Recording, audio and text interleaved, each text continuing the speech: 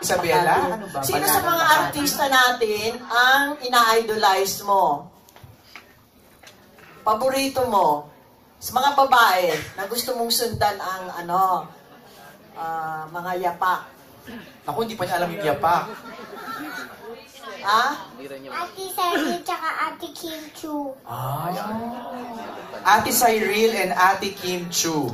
Okay. Kay sa Anjo naman, no?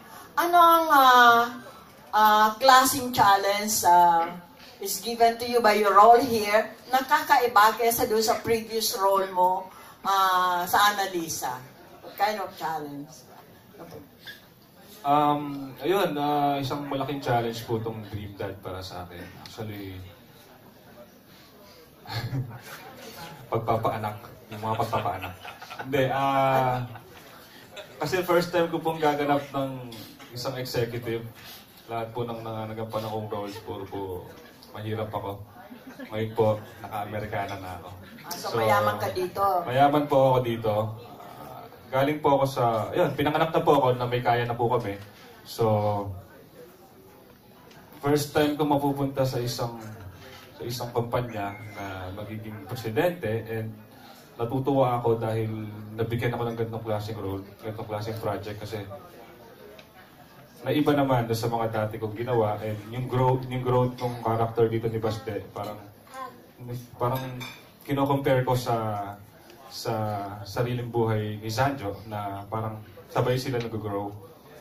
And nakakatuwa dahil hindi ako pinapabayaan ng production ng itong unit na to dahil ang dami kong in-attendan na class, ang dami kong parang mga classes na pinuntahan para lang maturo sa akin yung mga kung paano ba umarte o paano ba tumayo ang isang nasa business. Anong pagkakaiba ng yung role mo as a mahirap and as a mayaman? Ano ang mas mahirap gampanan?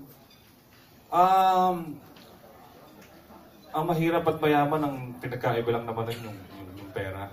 Pero sa role po na ginagabanan ko, yung puso parehas na parehas lang. Kumbaga, yung puso na ginampanan ko kay dito. So, di pa rin dito?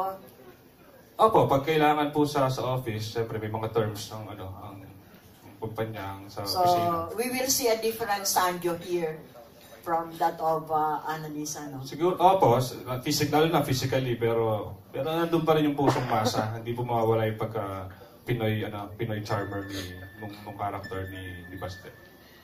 Thank you. Thank you, Tita Len. Mayroon palang follow-up question dito si Manay Ethel kay Jana. Jana, nag-school ka na? Anong grade mo na sa school? Kinder. Kinder. Tapos ilan daw kayong magkakapatid? Dalawa lang po. Are you the eldest or youngest? Boy or girl? Boy po. Kuya? Kuya? Kuya daw, Manay. Kuya daw po. Okay. Okay na yun, Manay?